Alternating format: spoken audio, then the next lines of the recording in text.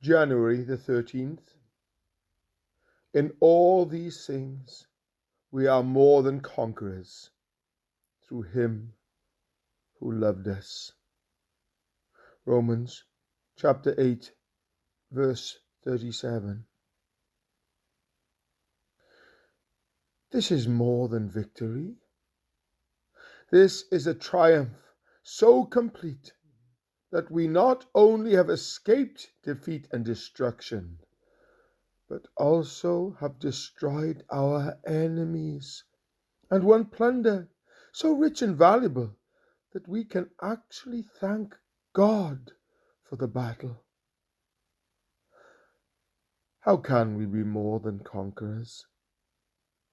We can receive from the conflict a spiritual discipline that will greatly strengthen our faith and establish our spiritual character. Temptation is necessary to establish and ground us in our spiritual life. It is like the fierce winds that cause the mighty cedars on the mountainside to sink their roots more deeply into the soil. Our spiritual conflicts are among our most wonderful blessings, and the adversary is used to train us for his own ultimate defeat. The ancient Phrygians of Asia Minor had a legend that every time they conquered an enemy, they absorbed the physical strength of their victims and added to their own strength and bravery. And in truth, meeting temptation victoriously doubles our spiritual strength and weaponry. Therefore, it is possible not only to defeat our enemy, but also to capture him and make him fight in our ranks. The prophet Isaiah tells of flying upon the shoulders of the Philistines. Isaiah chapter 11, verse 14. These Philistines were their deadly foes, but this passage suggests that they would be able not only to conquer the Philistines, but also to ride on their backs to further triumphs.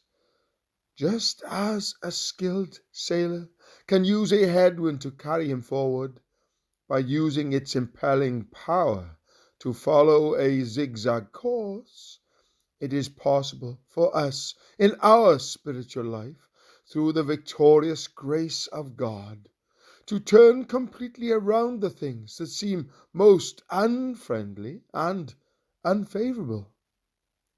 Then we will be able to say continually, what has happened to me has really served to advance the gospel. Philippians chapter 1, verse 12. From life more abundantly. A noted scientist, observing that the early sailors believed the coral-building animals instinctively built up the great reefs of the Atoll Islands in order to protect themselves in the inner waterway, has disproved this belief. He has shown these organisms can only live and thrive facing the open ocean in the highly oxygenated foam of the combative waves. It is commonly thought that a protected and easy life is the best way to live.